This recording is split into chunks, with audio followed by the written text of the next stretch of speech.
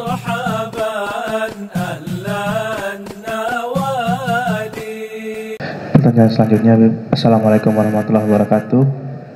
Habib izin bertanya, di tempat tinggal saya kalau ada jenazah yang meninggal, itu jenazahnya sebelum dikubur wajahnya dibedaki dan diberikan alis.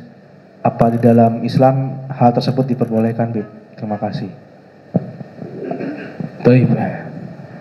Sejauh saya mengetahui ya nggak ada begitu. Kalau boleh dihindari, ya dihindari. Jangan sampai ada rias-rias wajah dan lain sebagainya itu.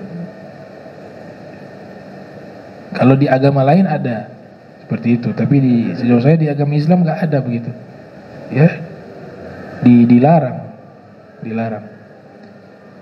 Bahkan menulis Al-Quran pun dilarang. Ada amalan nulis Al-Quran di kain kafan, itu dilarang Al-Qurannya. Ya, jadi dia ya polos begitu. Jangan ada rias-rias kemudian dibedakin lagi ya. Akan tetapi ada yang disebut pakai wangi-wangian, itu ada tuntunannya, minyak wangi biar wangi, iya kan?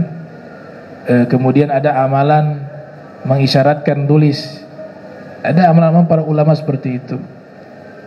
Ada juga yang amalan kertas, ada tulisan doa. Nah, tapi yang Al-Quran di situ itu kesepakatan, gak boleh, karena takut nanti najis itu bangke kena itu tulisan-tulisan Al-Quran yang ada. Nah, sehingga dihindari. Itu ada di kitab Fathul Ali. Ya, Fathul Ali itu perbedaan pendapat antara Ibn Hajar Al-Haytami dengan Imam Syamsuddin Ar-Ramli. Kalau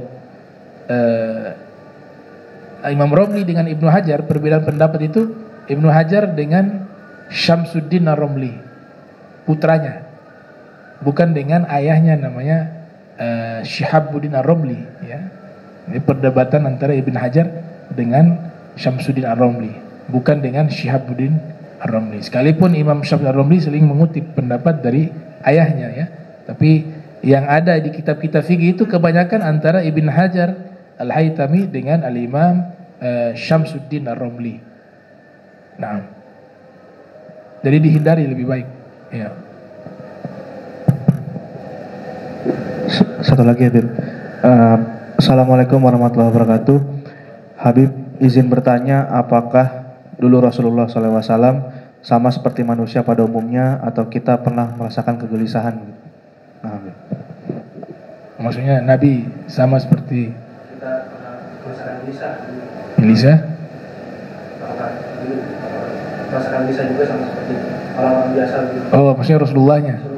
Iya. Nabi Muhammad SAW yang pertama disebutkan dalam kitab-kitab akidah ya. Jadi kitab tauhid itu, kitab tauhid atau kitab akidah itu bukan hanya membahas tentang Allah, tapi juga membahas tentang Nabi Muhammad SAW. Karena yang namanya kitab tauhid, dia membahas dua kalimat syahadat. Membahas dua kalimat syahadat berarti membahas Allah dan Nabi Muhammad SAW. Jadi jangan salah paham, kitab tauhid jangan diartikan hanya membahas Allah saja. Karena kalau syahadat kita hanya bersaksi hanya Allah saja, misalnya ada yang mau masuk Islam tanpa mengikat kesaksiannya kepada Nabi Muhammad, maka dinyatakan dia belum bisa disebut sebagai orang muslim, belum bisa masuk ke dalam agama Islam.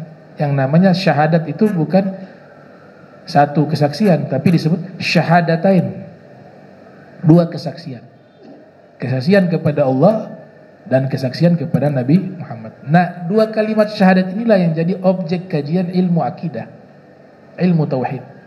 Sehingga yang dibahas Allah juga dan dibahas juga Nabi Muhammad sallallahu alaihi wasallam dalam paradigma ilmu tauhid. Nah, di situ di ilmu tauhid sudah dikatakan bahwa Nabi Muhammad punya a'rad al-basyariyah, punya al-a'rad al-basyariyah, punya sifat-sifat kemanusiaan. Karena Nabi Muhammad itu dari jenis manusia, sekalipun bukan manusia biasa. Sehingga kita manusia makan, Nabi juga makan. Tapi nanti kan konteksnya berbeda. Kita makan makanan apa nih? Nabi makanan apa yang dimakan? Kita punya keringat. Nabi Muhammad juga punya keringat, tapi keringatnya beda. Keringat kita bau busuk, keringat Nabi bau minyak kasturi. Artinya keringatnya itu ada, sifat-sifat kemanusiaan itu ada, tapi nanti substansinya berbeda. Kita tidur, Nabi Muhammad juga tidur, tapi tidurnya kita dengan tidurnya Nabi Muhammad beda. Tidurnya kita hilang akal, ya, sampai keluar itu ngiler-ngiler, ya. Tapi tidurnya Rasulullah SAW masih sadar. Itu yang Nabi katakan, ainai tanamani walakin qalbi la yanam, walakin qalbi la yanam. Dua mata saya tidur, tapi hati saya tidak pernah tidur. Tidurnya sama, tapi cara tidurnya ya beda. Substansi tidurnya berbeda. Nah, itu yang pertama dipahami. Jadi kesedihan Nabi dengan kesedihan kita beda. Contoh, ini satu fawaid ya. Satu fawaid ya, disetujui silakan, tidak disetujui juga tidak masalah. Tapi ini ada pendapat dari ulama besar, Dr. Said Ramdan Al-Buti. Ketika dalam kitab Fiqh Sirah Nabawiyah membahas tentang biografi Nabi Muhammad SAW, situ kan ada peristiwa di mana orang yang dicintai oleh Nabi wafat. Sayyidina Abu Thalib, paman beliau, dan Sayyidah Khadijah bintu Khuwailid meninggal di tahun yang sama. Kalau harinya itu khilaf, tapi mayoritas sepakat meninggalnya di tahun yang sama. Maka disebut dengan Amul Huzn, ya kan? Tahun kesedihan. Nah, ini nanti menjawab pertanyaan tersebut.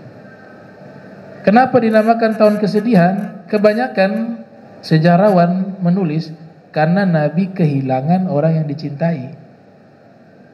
Itu sifat manusianya. Sifat manusia Nabi sebagai manusia, jenis manusia, al-a'radul basyariyah atau as-sifatul basyariyah tidak bisa hilang. Justru waktu tidak sedih orang yang ditinggalkan ini aneh. Tapi di sini ada satu ibarat dari Dr. Said Ramdan Al-Buti. Kesedihan Nabi yang pertama tentu berbeda dengan kita. Kesedihan yang ridho, kesedihan yang menerima keputusan Allah. Gak ada terbesit pengingkaran. Kalau kita ada sedikit-sedikit tuh, sedikit-sedikit. Nanti kalau diterjemahkan dengan lisan, an-niyah, meratapi dosa. Nabi cukup sekian waktu, hanya beberapa saat, beliau terima ini keputusan Allah, selesai. Jadi sedihnya berbeda. Yang kedua, kata beliau Sayyid Ramdan Al-Buti, Nabi sedih juga memang ditinggal oleh Sayyidah Khadijah, oleh pamannya Sayyidina Abu Thalib. Tapi kesedihan Nabi yang terbesar adalah dua tokoh ini yang adalah tokoh sentral yang membela dakwanya Nabi.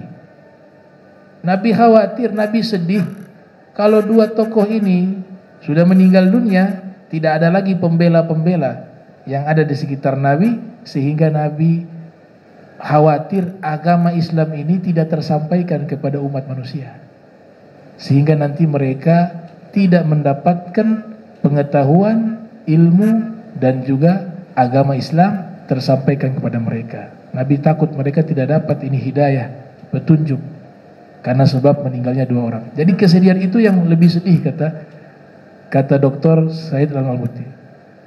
Dan memang beliau sedih juga, istrinya, pamannya meninggal, sedih. Tapi sedihnya juga ada dua cabang, sedih kehilangan orang yang dicintai, dan sedih kasihan manusia tidak dapat ini ajaran Islam, begitu. Karena beliau merasa dua tokoh sentral ini yang membela dakwah beliau, gitu. Nah itu contohnya itu. Jadi sifat kemanusiaannya dalam ilmu akidah menyatakan demikian. Tapi dikatakan bahwa beliau jenis manusia tapi tidak seperti manusia biasa. Itu kan pepatah mengatakan begitu. Ya, Nabi Muhammad adalah huwa basyarun la kal basyari. Nabi Muhammad adalah jenis manusia tapi dia tidak seperti manusia biasa. Ya, bal huwa al-yaqut ya bainal hajari, melainkan beliau itu adalah batu permata, batu berlian, dan manusia lainnya adalah batu-batu yang biasa, sama-sama batu, tapi yang satu batu berlian, yang lainnya adalah batu kerikil dan batu-batu yang biasa lainnya. Itu penjelasannya. Nah.